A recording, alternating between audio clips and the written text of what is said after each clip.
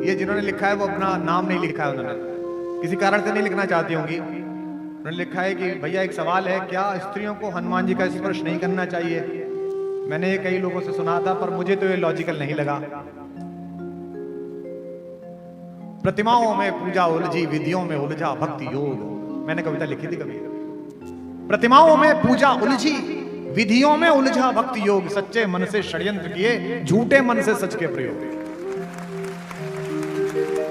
अंग्रेजी का एक कवि है मिल्टन, उसने कविता लिखी है ऑन हिज ब्लाइंडनेस। वो अंधा था।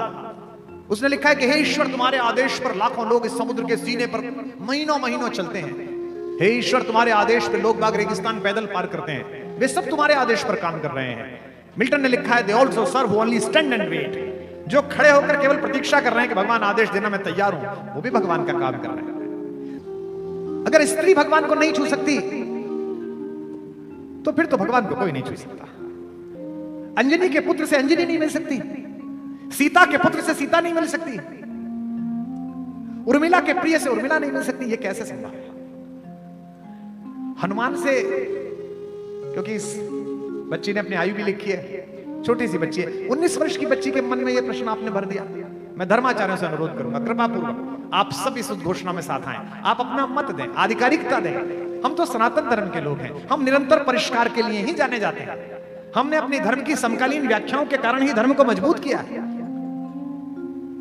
हमने अपनी नई व्याख्याएं गढ़ी हैं, और यह जो हमारा नवोन्मेष है, यह जो हमारी अपनी स्थापनाओं की पुनर्प्रतिष्ठा है, यही हमारा चिरंजीवी और संजीवनी सत्व है, जिसके कारण हम विश्व में आज तक जीवित हैं। हम किसी पोखर में सड़ने वाला वो जल नहीं है जिसमें नए ताजा कमल गंदगी के कारण कुमला जाएं।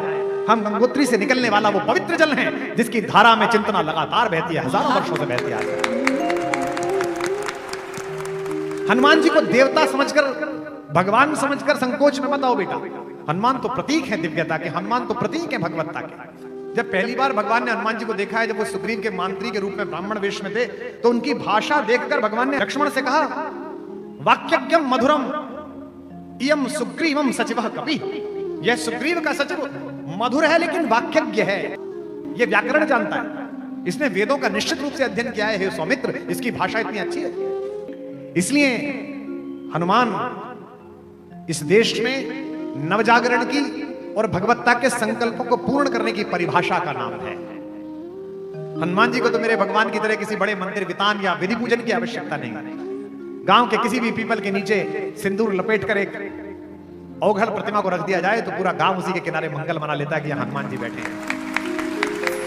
शमशान के पास से लौटते समय ध्वनियां आने लगे और आपके मन में थोड़ी सी भी चिंता जागे तो 1 सेकंड के 100वें हिस्से में आप चालीसा प्रारंभ करते हैं, एकदम निर्विघ्न हो जाते हैं। ये जिस बच्ची ने पूछा, इसकी 19 वर्ष की आयु है। मैं अपनी बेटी से भी, इस बेटी से भी कहता हूं, निर्विघ्न होकर भगवान की पूजा करो, निर्विघ्न होकर भगवान का स्पर्श करो, निर्विघ्न होकर उनको पूजन अर्पित करो। हो सकता है कुछ परंपराएं आपसे मना करें, लेकिन मैं तो इस धर्म में हूं जहां प्रत्येक प्रकार की परंपरा को जीवित रहने का स्थान मिला है। हमारी सारी मनीषा त्याग पर निर्भर है, लेकिन मेरे यहाँ एक ऐसा ऋषि हुआ जिसने कहा त्याग करना ही नहीं चाहिए।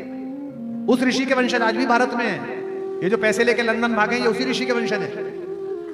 उसका नाम था चारवाक, उसे भी ब्रह्म ऋषि का, महर्षि चारवाक। उसने कहा जब तक जियो मौज से जियो, उधार लो और घी पियो, और अगर उधार का घी तुमने पचा लिया तो फिर किसकी माँ ने दूध पिलाया जो तुमसे वापस ले ले। यावत जीवे सुखम जीवे ऋणम कृत्वा घृतम पीवे। इसको भी महर्षि का। लोगों ने कहा तू ये नहीं कहा, अरे तो नालायक, इसको बाहर निकाल दो। नहीं, उनकी अवधारणा, उनका दर्शन है। आप मानो मत मानो, मैं अपनी व्याख्या कह रहा हूं, हो सकता है आप ना मानो, किसी और की मानो, मैं भी उनकी मानने लगूंगा अगर होगा। यही तो भारत है। इसलिए हनुमान जी को जगाने के लिए जामवंतों की आवश्यकता है। हे पवन बने अंजनी लाल, अपनी तंद्रा को त्यागो तुम। जितने युवा बैठे हैं, मैं आमंत्रित करता हूं इस देश के निर्माण के लिए। जब 100 वर्ष भारत के स्वाधीनता के हों, तब आज जो भी काम कर रहे हो, व्यापार कर रहे हो, इंजीनियरिंग कर रहे हो, डॉक्टरी कर रहे हो, घर में काम कर रहे हो, घर को संभालने वाली महिलाएं हैं, होम मेकर्स हैं, ये संकल्प लें कि 100 वर्ष जब भारत पूर्व हो, तो जो भारत 1000 वर्ष पहले अपने स्वर्ण सिंहासन से च्युत हुआ था षड्यंत्रों की वजह से, वो आध्यात्म से लेकर व्यापार तक और शक्ति से लेकर प्यार तक विश्व गुरु बन सके। ये हनुमान की चेतना आप अपने अंदर रखें। हे पवन तनय अंजनी लाल, अपनी तंद्रा को त्यागो तुम, संपूर्ण शक्ति के साथ साथ हे राम दुलारे जागो तुम। हे कामरूप शंकर स्वरूप बजरंगी, नाम तुम्हारा है, अपने जीवन को याद करो, यह जंगी काम तुम्हारा है। शैलों को तुमने तोड़ा है, सूरज को तुमने ग्रास किया, शैलों को तुमने तोड़ा है, जिस बल से ऐसे काम किए वह बल कब रख कर छोड़ा है। रणधीर उठो, बलवीर उठो, अब लाज तुम्हारे हाथों में, एक कृपा धाम के कृपा पात्र, यह काज तुम्हारे हाथ में, आपके हाथ में। जिस बिटिया ने नाम नहीं लिखा है, हनुमान का प्रतीक शास्त्र समझो। हनुमान चालीसा में एक बार विवाद हो गया तो हमको पूछा कि राम की कथा में हनुमान का क्या योगदान है। तो मैंने कहा कि भगवान सूर्यवंशी है, सूर्य का प्रतीक है। मेरी माँ पृथ्वी से निकली है, मही की महिमा है। जनक दुलारी पृथ्वी से आई है, वो कृषि संपदा है। यह ऋषि संपदा और कृषि संपदा का मेल है, यह सूर्य और पृथ्वी का मेल है। लेकिन यह ऋषि संपदा भी बेकार है, कृषि संपदा भी बेकार है, अगर पृथ्वी और सूर्य के बीच वायु ना हो, उसका बेटा ना हो। हनुमान की यात्रा प्रतीक की यात्रा है। हनुमान ज्ञान का प्रतीक है, भक्ति तक पहुंचे हैं, शांति के लिए पहुंचे हैं, सीता जी को लेने के लिए, उनकी जानकारी लेने के लिए पहुंचे हैं। इस पूरी यात्रा को आज त्रिवेणी के तट पर बैठकर मेरे साथ संपन्न कीजिए, और जो इंजीनियरिंग के बच्चे हैं वो इसका प्रतीक शास्त्र समझें। अब जब हनुमान चालीसा पढ़ो तो इसे याद रखना है, इस व्याख्या को। सबसे पहले क्या है, ता चढ़ी भूधर ऊपर, किसके ऊपर चढ़े? एक पर्वत के ऊपर चढ़े। इसका मतलब ज्ञान जब शांति की खोज में चले तो सबसे पहले जमीन के आकर्षण से हट जाए, स्वयं की चेतना को ऊपर उठाए। देखो ये दो अलग अलग चीज है, एक ज्ञान है, एक आनंद है। धैर्य आनंद ने प्रश्न पूछा था, अब दूसरी बच्ची के सवाल में भी बात ही पहुंच गई है धैर्य आनंद के प्रश्न की।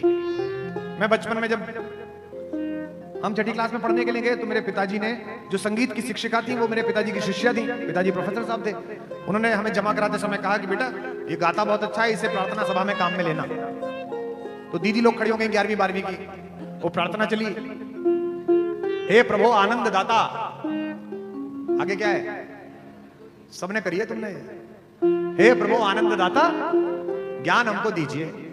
एक दिन 2 दिन तो मैंने प्रार्थना गाई, तीसरे दिन मैं चुप हो गया। अच्छा माइक मेरे मुंह पे लगा हुआ था नीचे होने की वजह से, तो मैडम मोहतारा जी वो मेरे पिताजी से मिली 4-5 दिन बाद, हम जहाँ के हैं पिलकवे के, वहां की सब्जी मंडी में। गुरुजी प्रणाम। गुरुजी हाँ बेटिया ठीक हो? जी गुरुजी। बेटा वो बदमाश ठीक है? जी गुरुजी। पढ़ता अच्छा है?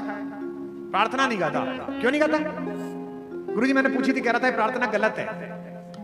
भारतीय पिताओं की आदत होती है कि वो बच्चों के कुकर्मों की ताने माँ को देते हैं, जैसे वो मायके से लाई हो।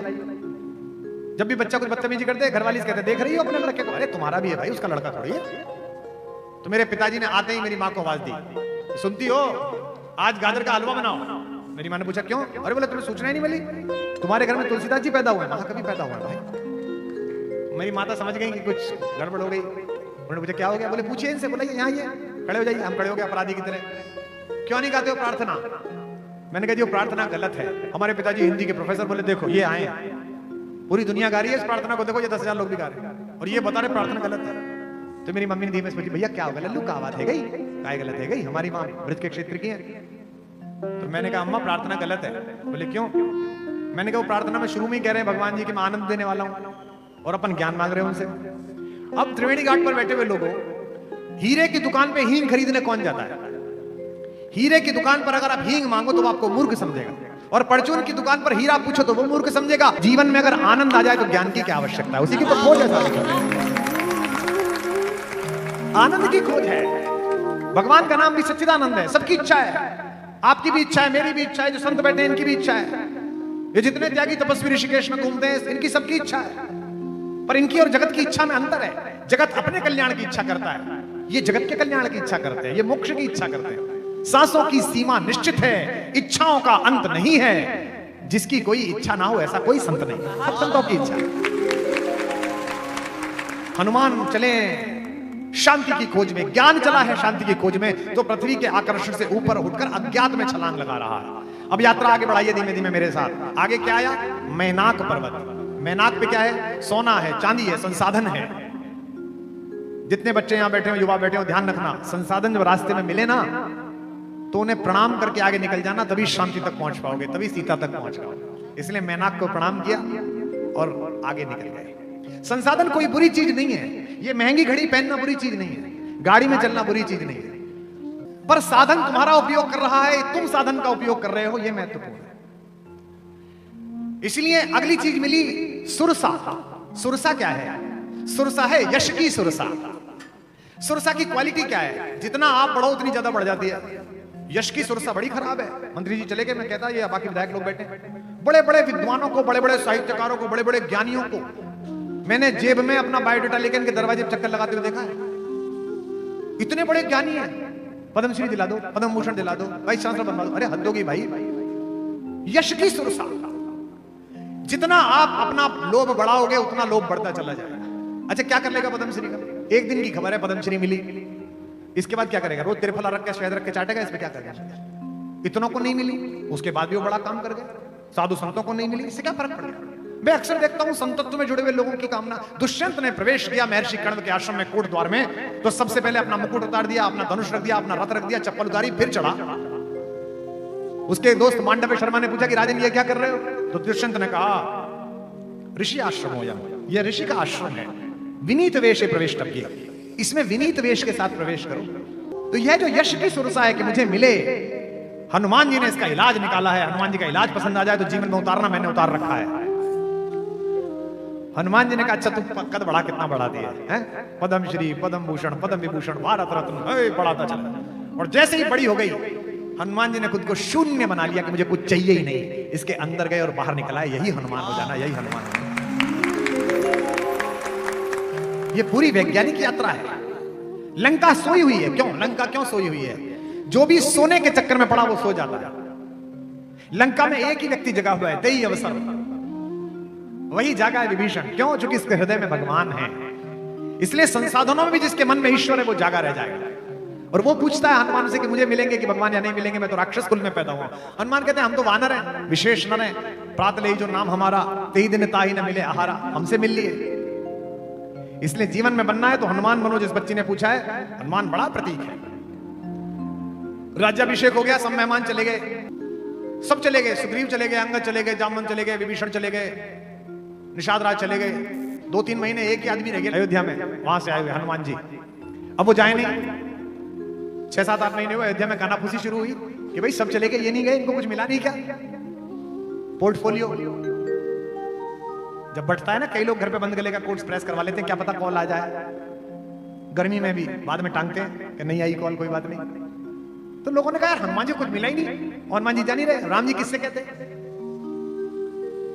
राम जी ने रात्रि में माता सीता से कहा कि सुनो, वो हनुमान से कहो कि वो कोई जिम्मेदारी ले ले और जाए, अपना निभाए, बहुत उसने मेरा साथ दिया, बड़ी कृपा। सीता जी ने कहा क्या, मुझसे कह भी मत देना ये बात।